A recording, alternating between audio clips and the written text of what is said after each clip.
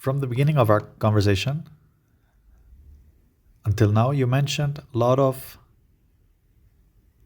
you drop a lot of golden nuggets in terms of the benefits that you experienced, that others experienced, or that people can expect from yoga.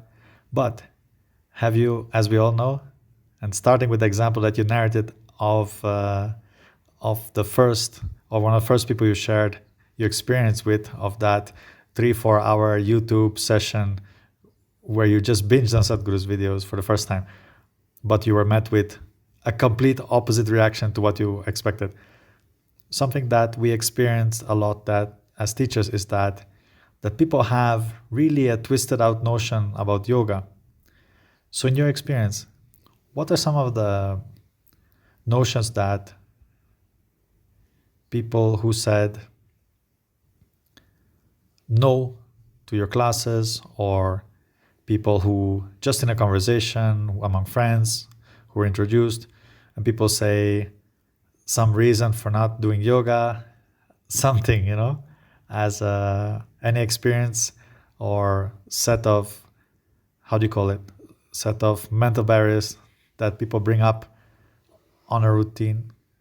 And in that, do you also notice a distinction between Canada specifically or North America specifically compared to Bharat, India?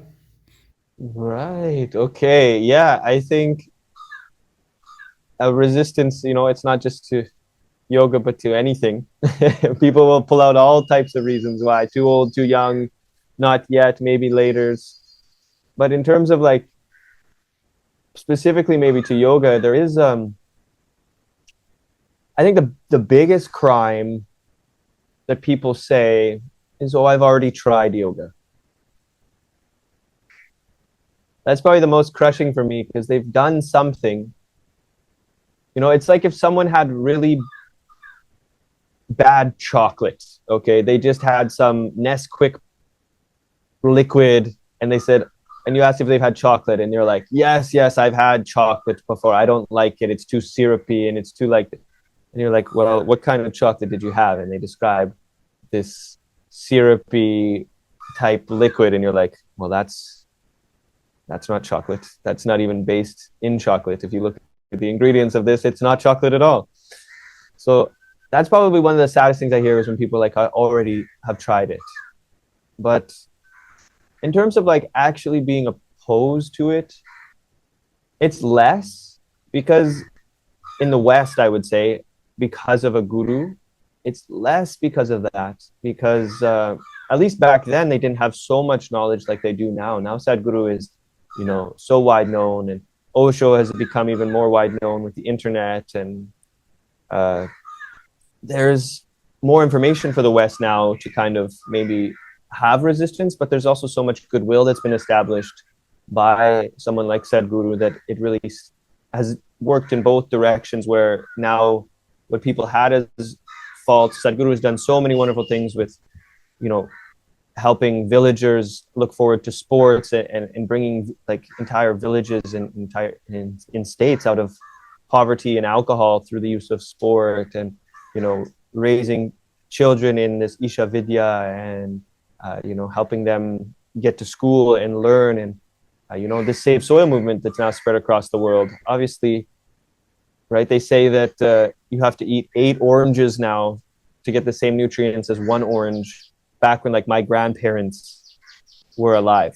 So these are something that people kind of relate to, and when Sadhguru's done such a wonderful job, and the volunteers and everybody else involved to make people realize, actually, okay, Save Soil and these movements are a reminder of, okay, like everybody eats, everybody dies, everybody enjoys food. So these are the things that we need to look at. If you don't want to think about big things, like what is enlightenment in these things? And I've always been so blessed that Sadhguru, and for me, I've never felt too far away. He's always kept me close and reminded me that what you do now with the breath, the body, the mind is the most important thing. How you hold yourself now doesn't matter what you've done. How are you right now in this moment? How present are you? And that's been the biggest thing for me, is because, if you say some big words or you talk about mukti, enlightenment, moksha, this thing, and you read a book to someone, they're only going to have that knowledge as a book. But something like Save Soil is such an experience. Okay, so the soil is losing this. Human body is getting weaker because of it.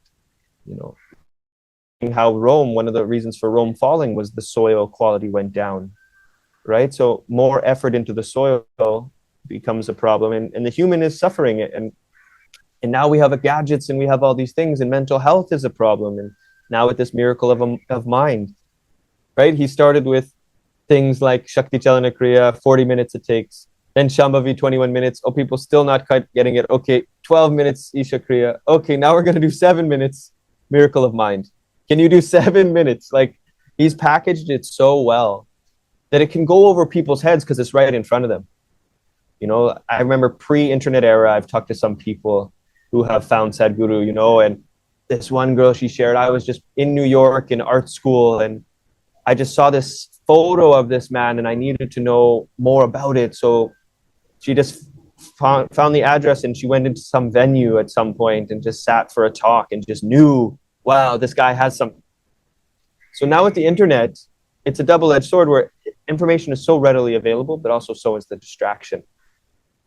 If you told someone 100 years ago that there's a guru that will come and give you 7 minutes of a practice, you know, he'll just put it on a screen in front of your face. You don't have to give up anything.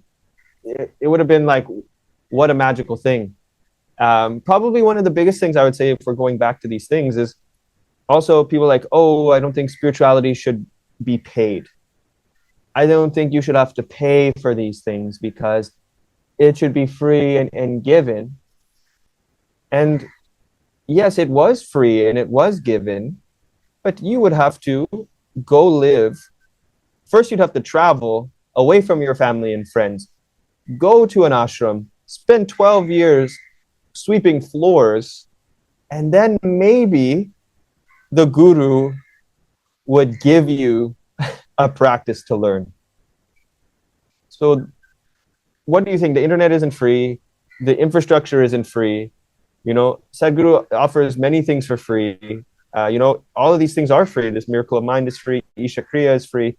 And these have had profound impacts, you know, Isha Kriya, profound impacts on me and people I talk to. And these are offered for free. Simple yoga practices for free. So much is actually offered free that you could just take the free stuff and live a very good life. And even Samyama, which is the most advanced program for first timers, it's also free. So he's really like, you need to take care of the infrastructure in between, you know, and creating people that are more capable and more able to do life in a positive way. That's his goal. So you have to reach people where they are. Some people need a retreat. Some people need it in a certain way. Some people want to say that they went to Bali to learn a practice. Some people want to, you know, talk about it with their friends and compare experiences.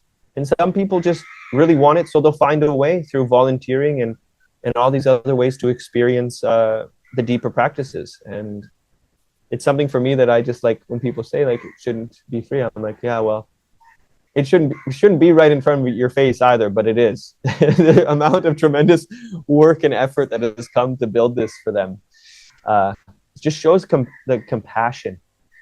You know, I always look when I see the Adiyogi and I see all these people coming, and they'll come just for a selfie with Adiyogi. They won't even come into the Isha Yoga Center. They won't go past the Sarpavaso. They won't go Surya Kund, Devi Temple, Dhyana Linga, which was Sadhguru's main reason for like creating the ashram, was for this. They'll come for a selfie with the beautiful Adiyogi and then go home. But it's also amazing because also the Adiyogi is consecrated, right? So this linga is there. So even a little bit of time that they've spent there, they've spent in a consecrated area. Namaste and welcome to this channel. If you enjoyed this video, please take a second to hit that like button right here. Thank you. If you want to see more from the same interview, please click here. And if you're ready to watch the entire interview, click here. Ready to subscribe to this channel? Wonderful. The subscribe button is waiting for you right here.